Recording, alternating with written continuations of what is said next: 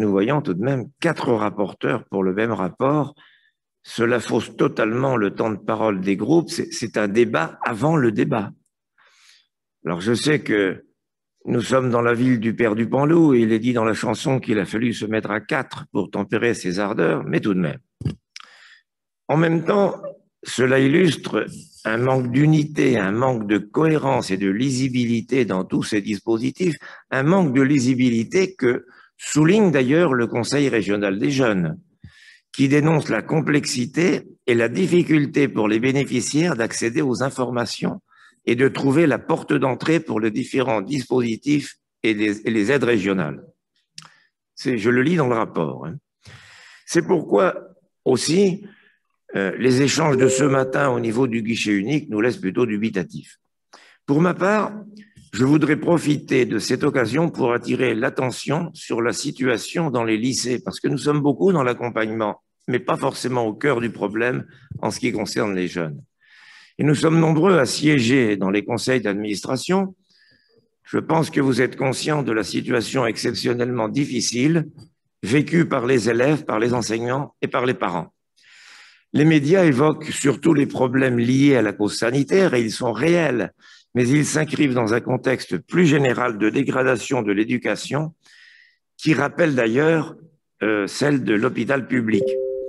En effet, au moment où le fonctionnement des lycées est gravement perturbé depuis presque 1 an par le premier confinement, la rentrée s'est faite dans des conditions difficiles, avec le nécessaire maintien des mesures de précaution qui compliquent la vie des établissements.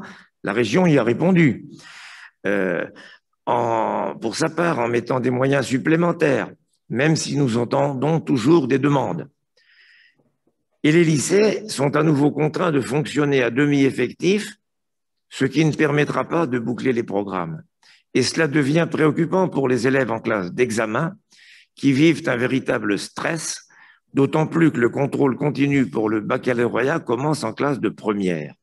Face à une telle situation, on pourrait penser que l'Éducation nationale allait mettre les moyens à travers le volet du plan de relance qui lui est consacré. Mais dans les faits, très peu de choses.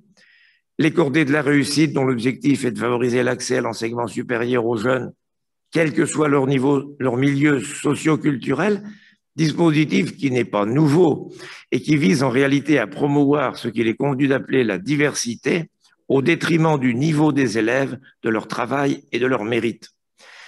Les internats d'excellence, plutôt une bonne idée, mais là encore un programme déjà en place. Une allocation de rentrée scolaire, l'ARS déjà versée, sous condition de ressources aux familles ayant au moins un enfant scolarisé âgé de 6 à 18 ans, c'est un simple coup de pouce sur un dispositif existant. Et enfin, le soutien à la diffusion culturelle et à l'éducation par l'image, dont on devine bien sûr qui seront les bénéficiaires, mais je crains que ce ne soit pas les élèves. Tout ceci est bien beau et peut faire illusion, mais ces mesures sont complètement déconnectées de la réalité des lycées, car la communauté éducative est confrontée au manque de moyens et au manque total de pilotage de la réforme. Les professeurs sont toujours en attente de directives pour le baccalauréat, notamment, aggravées par des annonces au jour le jour en réaction à la situation sanitaire. Et insidieusement, le rectorat, suivant les directives du ministère, bien sûr, rogne sur les dotations en heures d'enseignement. La base des calculs reste à 35 élèves par classe en enseignement général, alors que la multiplication des spécialités et des options nécessite des travaux en groupe. Cela conduit par exemple à des groupes de spécialités maths à plus de 25 élèves en terminale, bien que le programme accorde une place toute particulière à l'oral. Une autre pratique du ministère consiste à diminuer l'enveloppe des heures postes en jouant sur les heures supplémentaires.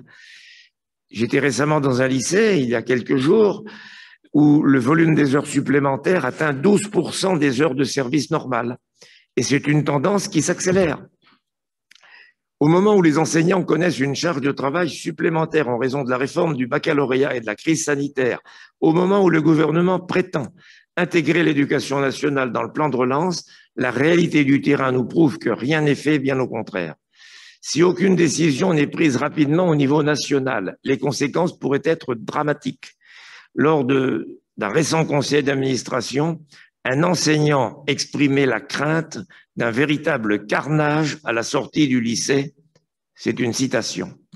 Bien sûr, le sujet que j'évoque n'est pas de notre compétence, mais notre région engagée dans le soutien à la jeunesse et qui investit beaucoup dans les lycées et dans l'accompagnement éducatif ne peut pas rester sans réagir devant la catastrophe qui s'annonce. Vous avez exercé la fonction de chef d'établissement, Monsieur le Président, et je sais que vous serez sensible à cette question. C'est pourquoi nous devons à la fois manifester notre solidarité avec la communauté éducative et nous adresser solennellement au gouvernement afin de demander un véritable plan d'urgence pour l'éducation nationale.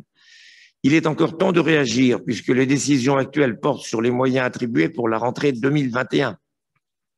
C'est la loi de finances qui fixe les moyens et le ministère répartit ensuite dans les académies.